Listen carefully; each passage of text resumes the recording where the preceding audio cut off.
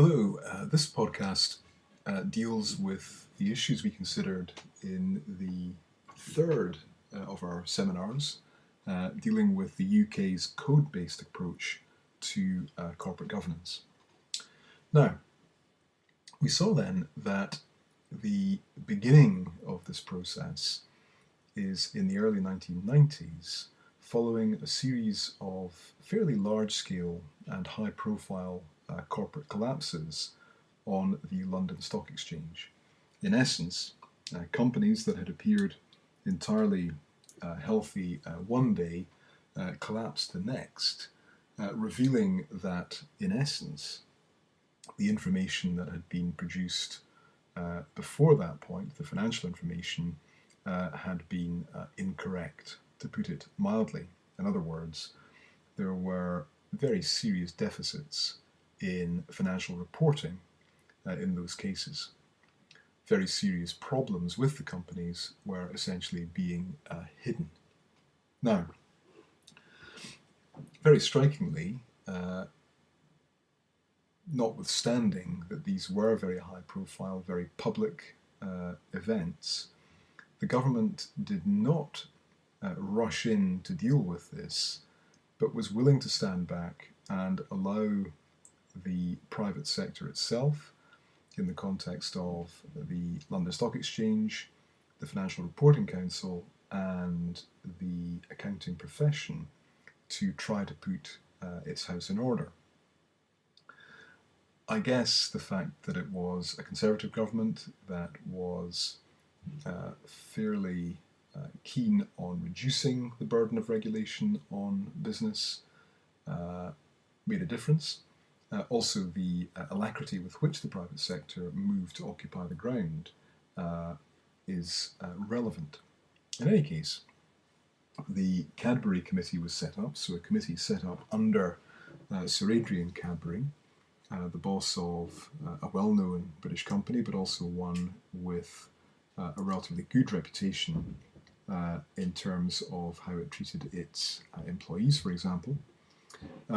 He was appointed and the committee began its work, looking in particular at issues of financial reporting. Now, without going into huge detail in the context of this podcast, Cadbury essentially sets the tone for the model of governance that we see today in the UK, and indeed the model that has been copied by stock exchanges all over the world. In other words, he set out a code of best practice based on what he and the committee saw as best practice in existing companies at the time, suggested that other companies would do well to replicate that behaviour, but recognising that one size does not fit all, was open to the idea that alternatives could be possible. And therefore, the Code of Best Practice was put forward on a comply or explain basis. In other words, it would be a condition of listing on the market that one either complied with the code or explained why one was not doing so.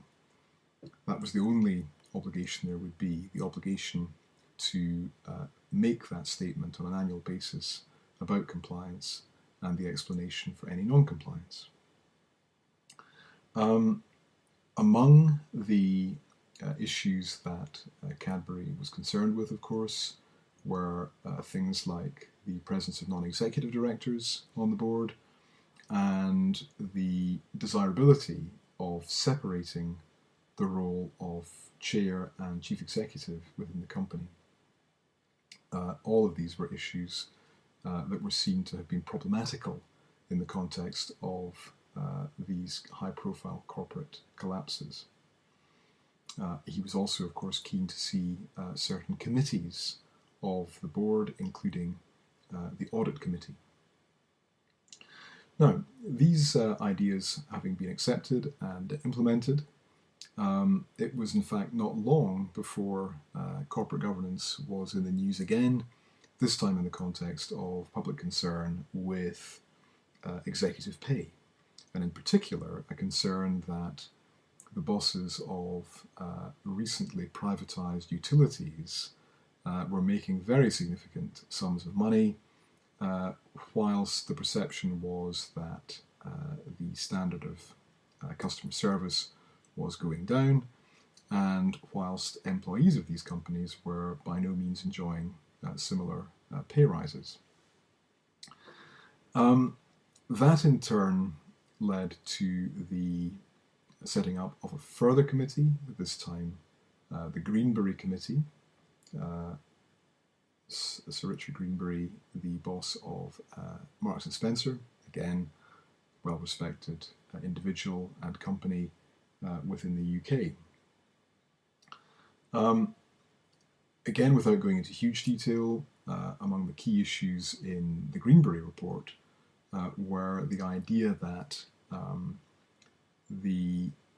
there should be greater transparency about executive pay, and that the remuneration committee should be staffed by non-executive directors. In other words, executives should not be on the committee making key decisions about their own remuneration. A bit like Cadbury, one might say that much of what Greenbury was saying was common sense. Of course, there were companies who were behaving in that way already, but it's very striking that very clearly there were companies who were not implementing what might otherwise be seen as fairly common sense ideas. In any case, these ideas were also accepted and implemented. Now, when Cadbury had initially reported, he had suggested that insofar as what he was proposing was relatively novel, it would be appropriate to take stock after a number of years to see how these ideas were going in practice. So, in due course, another committee under Sir Ron Hampel, the boss of ICI, large chemical company, was set up to review, in fact, what were now two committee reports and code-based solutions, those under Cadbury and those under Greenbury. Now, Sir Ron was, let's say, perhaps an unusual choice for this role, because he was in fact the chairman and chief executive of ICI. He also began his report by suggesting that there had perhaps been too much concern with governance and not enough with ensuring the prosperity of UK listed companies, which perhaps gave a flavour of his overall approach to this question. Be that as it may, he very much endorsed the comply or explain approach and put all of the existing arrangements into one code, the so-called combined code, which would then form the basis for corporate governance in relation to listed companies right up until the financial crisis. So, the combined code itself had two sections, one addressed to company boards of listed companies, the second shorter section addressed to institutional investors. And here, of course, we see in its full extent the idea of the comply or explain approach.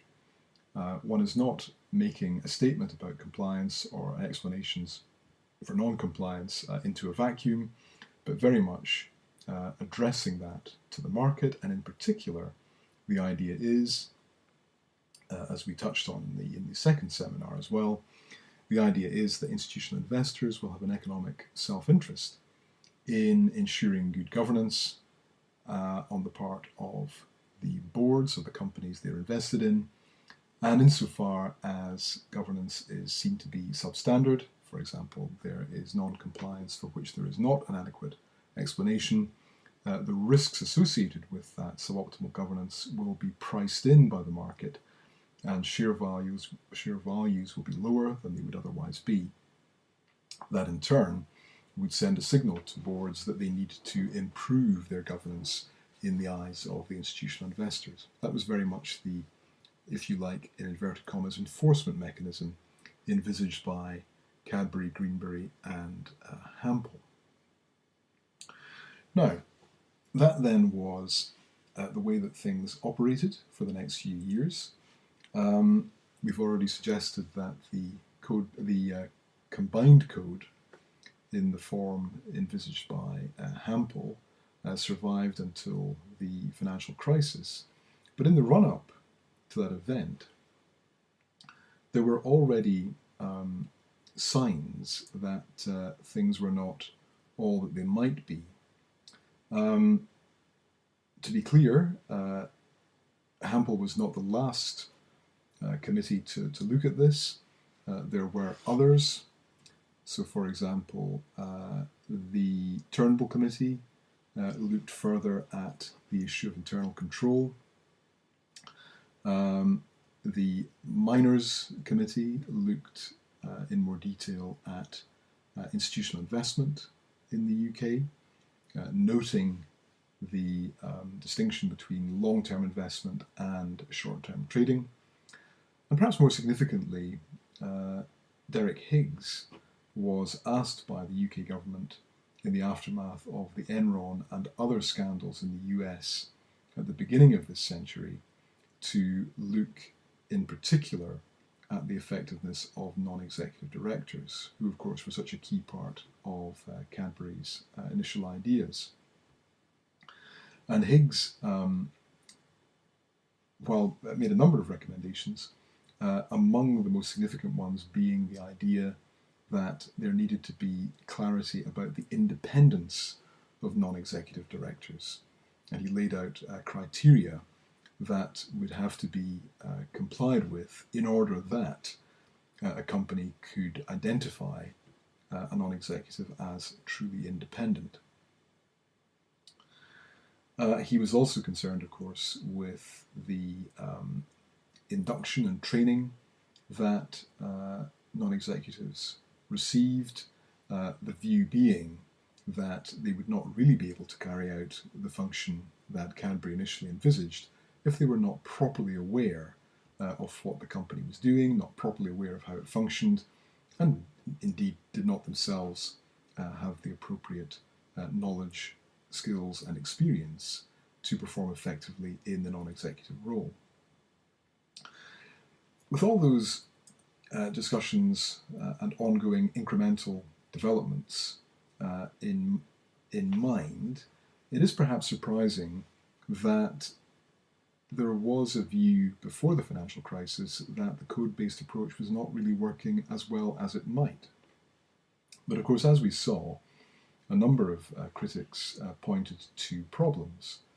So, for example, we saw that Ian McNeill and Zhao Li examining the compliance statements and the explanations coming from listed companies, looking at the responses and reactions of institutional investors, determined that in many cases institutional investors were not particularly engaged at all. They were not concerned with non-compliance, and in particular not concerned with non-compliance where explanations appeared to be essentially meaningless. In attempting to understand why this might be the case, they looked at the data and suggested that institutional investors were particularly relaxed about these issues where companies were performing strongly. In other words, rather than there being a comply or explain approach in the context of the UK's code-based model, there was instead a comply or perform approach. In other words, provided a company was performing strongly, the institutional investors would not be minded to ask any hard questions about governance practices.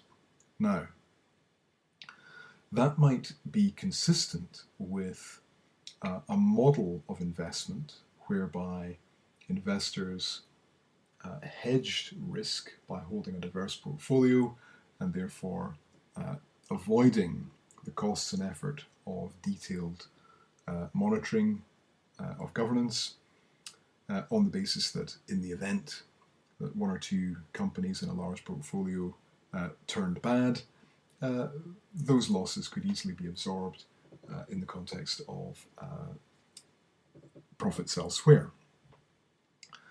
But this is a rather strange way, in some respects, of looking at governance, because what it means then is that we have a model of governance premised on monitoring and enforcement that does not, in many cases, actually exist.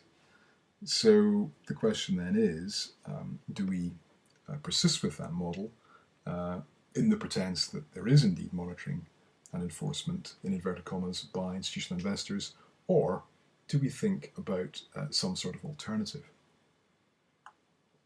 Now, we saw other critics, for example, Ismail Erturk and his colleagues, who were deeply skeptical of the model and indeed of much of the capitalist model more broadly. Whatever one may think of that overall perspective, there are certainly some fairly plausible suggestions made about who the winners in the capitalist model were, in particular in the context of large companies characterized by a separation of ownership and control. And that would certainly seem to lend some support to the idea that institutional investors had not been as engaged as they might be, and as a consequence, they were allowing corporate boards to gain disproportionately in the context of the listed company model.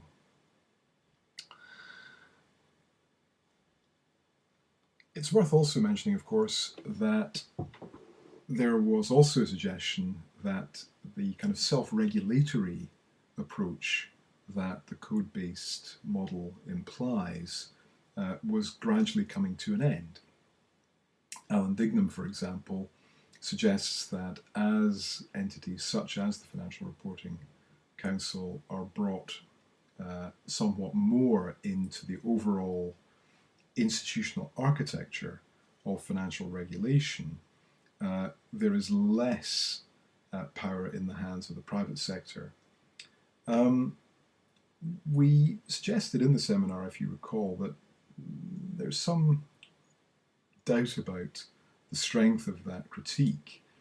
On the one hand, while it's true that the FRC was brought more into the broad infrastructure of financial regulation, it remained the case that the extent to which it could really be mandated by Parliament was limited. And furthermore, I think much more importantly, it remained the case, of course, that the actual requirements on listed companies were fairly light touch. They didn't really have to comply with anything. They simply had to explain in the event that they weren't complying. And there wasn't much in the way of any pressure being put on institutional investors to engage. Of course, as we saw in the second seminar, it was only with the advent of the 2006 Companies Act that there was any suggestion that there might at some future point be regulation that imposed any particular burden on institutional investors, and even then it would simply be a requirement to publicise their voting records. So I think my assessment is that even at this point we would still regard the UK's approach as rather self-regulatory, with a fairly large degree of freedom in the hands of companies and indeed institutional investors, and a large weight of expectation that institutional investors will play a key role in monitoring and enforcing by way of the market mechanism, but perhaps some worrying signs that that weight of expectation was not necessarily recognised by those investors themselves. And of course, with the benefit of hindsight, we can say that events in the immediately following years suggested that the problems that had been identified by the critics were all too real. So, quick overview there of some of the key issues that we discussed in Seminar 3 in relation to the UK's code-based approach. Thank you for your attention.